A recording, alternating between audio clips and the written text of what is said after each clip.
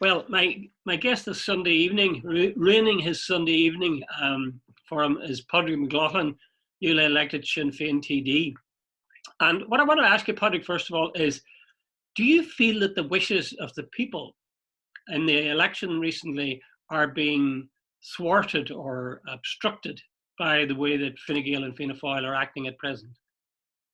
No, I do indeed. I mean, it's clear to me that from the moment the votes were counted in what was a dramatic election and what would have been a major shock to the leaders of Fianna Fáil and Fine Gael, it's clear that very quickly they sought to find a way to keep Sinn Féin out of government. Of course, they had confidence in supply for the last 4 years.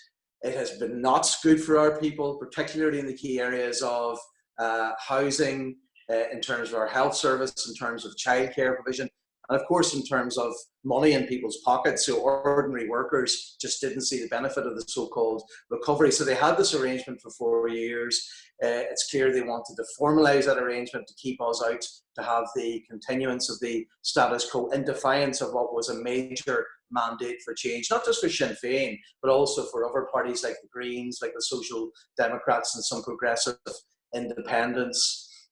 But isn't that, couldn't you argue that that's the system? The same way as Hillary Clinton, for example, had many more votes than Trump, or the Lib Dems in England or in Britain get millions of votes, but they get very, very few seats. Is it not just the way that things are? That's politics. These guys are, they'll want to get into power and they find a way of doing it and they're going to go ahead with it.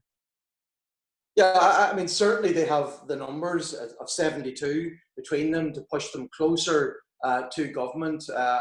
They will obviously engage with independents. They will try to bring, the Social Democrats or the Labour Party or the Green Party over the line with them to get over that majority number. So it is frustrating. Yes, they have the numbers, but they cannot claim legitimacy in terms of what was a massive vote for change, a massive sense that the public service systems that are in place are not delivering for people. As I say, particularly the issues of housing, of health, of childcare were to the fore. We will keep trying to form a progressive-led government. We don't have enough seats for what would have been a government without Fianna Fáil or Fine Gael for the first time in the history of the state. We will try to form a progressive-led government with the likes of the Green Party, Social Democrats and other progressives. We will try to do everything we can to make that case to those parties, and we hope that they will not give any legitimacy to what would be a continuance and a resistance to the desire for change in Ireland. But the Fianna Fáil and Fine Gael are saying that they're going to be good from now on. They're essentially going down your list of headings in your manifesto and saying, yeah, we'll look after housing. Yes, we'll look after health. We'll look after childcare, etc. So might it be that they're forced into trying to do the very things that you guys were planning to do? Yeah, it's extraordinary because, we have worked so hard for years in having costed alternatives. So when we talk about our vision for a housing system with, the biggest investment in public housing in the history of the state, when we talk about the type of health service we want, when we talk about the type of childcare service we want and the type of taxation system, everything that we have has to be fully costed or it would be laughed through the room. We would be held to the highest level of scrutiny, and rightly so, by the media. But here you have a completely uncosted document, which is a copy and paste job in a lot of our policies. But we know this is the big fundamental problem, Jude, is that we know from the track record of Fianna Fáil and Fine Gael that they do not have the desire or maybe the ability to deliver the policies that the people need. We just can't trust them based on their own track record, leaving aside the criticism of the fact that this set of policy proposals has no costing, has no economic base to it. Mm-hmm. Wait, what, might Sinn Féin in some ways be relieved that if you find yourselves in opposition? Because as you say, that this document they've produced isn't costed at all, but they're going to be faced with an economic wasteland after this coronavirus, if it ever ends. So in a way, might Sinn Féin not be comfortable in opposition? Because if it was going to be difficult to implement the things that you guys had listed, it's going to be virtually impossible now. And maybe that's why they haven't costed it. Well, remember that's what's different is that in the economic crisis, the financial crisis that happened a decade ago, Ireland was severely treated.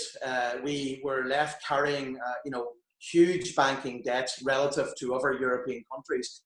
This time, a range, pretty much all European economies have been devastated by this, global health pandemic. So I would expect, the ability for us to work with other European countries, particularly as it happens, Spain, Italy, the countries also ironically worst affected by the financial crisis in Europe. I would expect us to work together to demand that whatever loans we have to take on board to keep our economy moving would be not with strings attached, that we have to implement austerity, we have to again punish our people. So we need political leadership that's willing to stand up to those in Europe who would demand austerity again on the back of this crisis.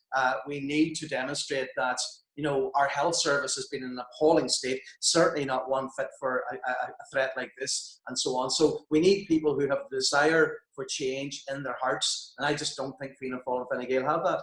You don't think that the fear of God was put into them by that last election, and that they feel they have to? They dare not bring back more of the same. They dare not introduce austerity. So in a way, maybe it's the ultimate compliment. They're form of flattery in that they're imitating you. Well, my problem is that if you look at the types of political leaders in Fianna Fáil and Fine Gael who would be ministers, who would be the Taoiseach, the Taoiseach, and so on, their track record is one of conservatism. Their track record is one of willingly implementing austerity policies that were crippling our people and not making the defence of our national interest the way that they should have done. And I believe they'll do that all over again. I believe that they won't fight for the need for our people not to be burdened with crippling austerity, the need for us to invest in housing, health, childcare, to not put a huge taxation burden on working people, working families in our state. I believe that we have the political leaders in Sinn Féin, and there are others in other progressive parties who could, I think, steer our people past this crisis and do the things that need to be done in our country. Would you not be nervous about putting in, your manifesto was drawn up for the election before this virus struck. Would that not change a lot of things and the ambitions you might have? Would it be possible to put in place the things that you were planning to put in place according to your manifesto? Well, what we have asked for and we want for the 26 counties of Ireland is a national health service model based on the one that was built after the Second World War, not the one that the Tories have sought to dismantle in recent times, but the great old National Health Service. And there are other models of health service delivery internationally, Canada and France, Germany, and so on. But the core objective has to be to make sure that our health service, it cannot go back to the two-tier inefficient health service we had before this crisis. We also cannot afford to postpone the urgent need for house building, public house building in the state. And we cannot cripple our people if we're going to allow our economy to recover. We have to learn the lessons. I have to say again, I do not trust the political leaders that are there in Fianna Fáil and Fine Gael to do what's right by our people. And I have the trust in the leaders that are in my party and other progressive parties right now. There's talk now about, I saw an article where they were saying members of Fianna Fáil were demanding that there be a vote in the absence of an RNH before they entered coalition. Do you think, is that suggesting that there are sizable numbers in Fianna Fáil who don't want to go down this road of coalition with Fine Gael? Yeah, it's clear that Micheál Martin particularly has two goals that are evident. One is to deny Sinn Féin the ability to serve in government. He has a hatred, an animosity that is extraordinary against Sinn Féin, not just the previous generations who are linked to the armed conflict, but the current generations that aren't. Just it's an irrational hatred for our party, and that's evident in so many speeches that he's given. But also, secondly, he's desperate to become Taoiseach. So he has cajoled, in my opinion, his party into this arrangement. I believe a lot of their grassroots are deeply uncomfortable, but they don't have any political leaders of substance that are going to challenge him clearly. And if they go down this road, I think it would be a big mistake. But he is determined, and he doesn't seem to have any reasonable opposition in his party to it at this stage. And it appears that he's going to accept that his party members wouldn't have a democratic vote in such a big initiative. And I certainly sense anger in their grassroots, but I don't think they're going to prevent him doing what he wants to do. There's talk at one stage of a national government. Was Sinn Féin opposed to that? And if they were, why were they opposed to it? Pádraig?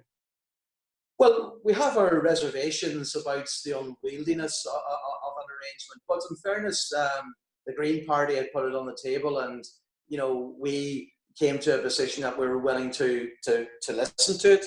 But the problem is, of course, that Fine Gael and Fianna Fáil have said that the national government, even the national government of unity at a time of crisis, cannot involve Sinn Féin, which is absolutely laughable and farcical. But we came to the position that we would hear it out.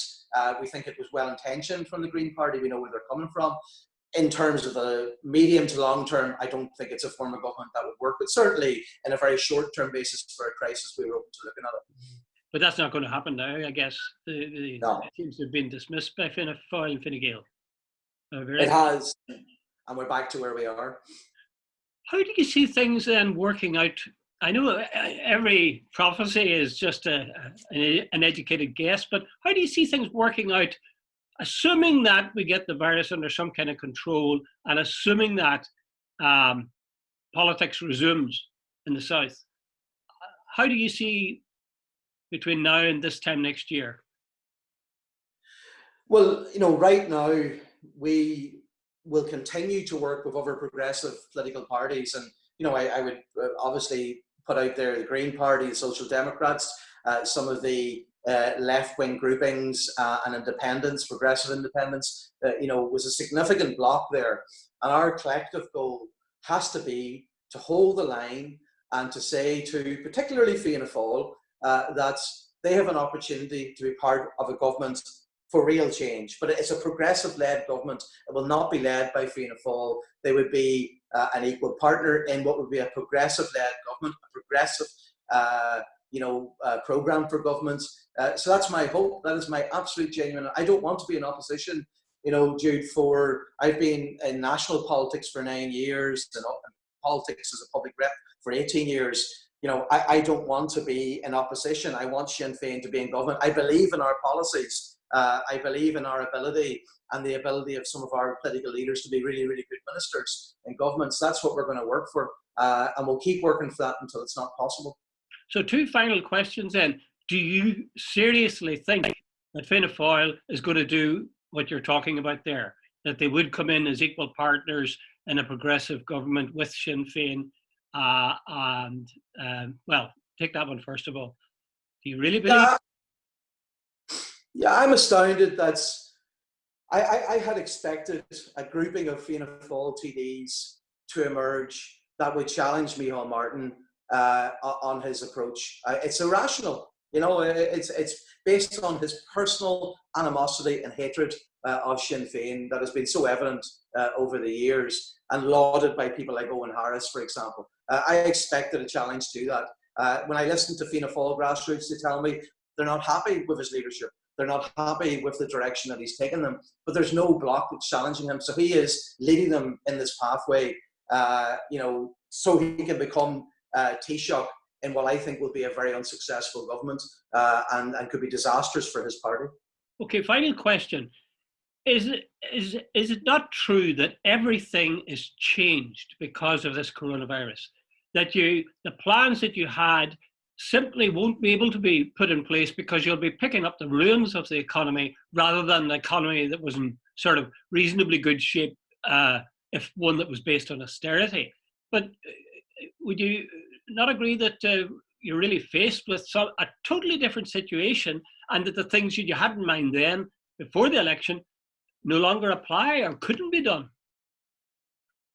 Well, you know, we have to, in Ireland, work with others in Europe to challenge any point of view that would say that the fiscal treaty, or we called it the austerity treaty, would now hold sway over the ability of governments to deliver economic recovery. So, you know, if we implement austerity, if we cut people's wages, if we increase taxes, that is going to, you know, add more fuel to the fire of austerity. In other words, it's going to prolong this crisis from an economic point of view. We're very clear that governments have to counter the cycle. So we have to make sure that when we get this public health crisis, you know, into a phase where it's manageable, we then need to put in place economic recovery. We need the tools to do that.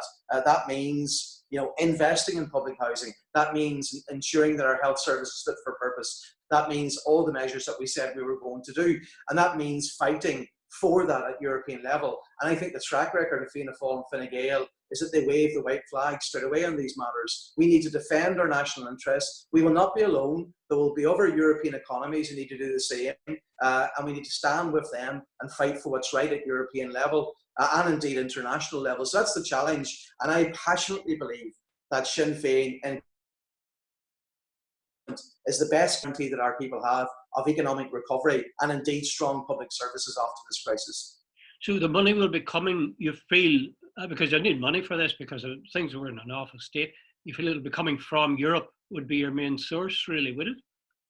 Well, we would expect the European Central Bank, we would expect the European Commission to implement measures in terms of financial supports, loans and so on that are not crippling, that don't have crippling strings attached. So clearly this is a global crisis, a global pandemic. The response to it, the economic recovery, will have to be stimulated at global level. So we need to fight here in Ireland that the supports we get do not cripple our people. And this time I think we have much more chance because clearly we're all in this together. Clearly, and you've seen the approach of the Dutch government that I hope doesn't gather any traction. I would hope to see solidarity from particularly the richer Northern European economies to the likes of Ireland and the Southern European economies in a way that didn't happen during the financial crisis. Okay, that's great, Pádraig. Thank you very much for giving me the time. It's been a pleasure talking to you, and maybe we'll do it again whenever the government gets off the ground and the virus is beaten back. Yeah, thank you, Jude. It's been a pleasure. Thank you very much.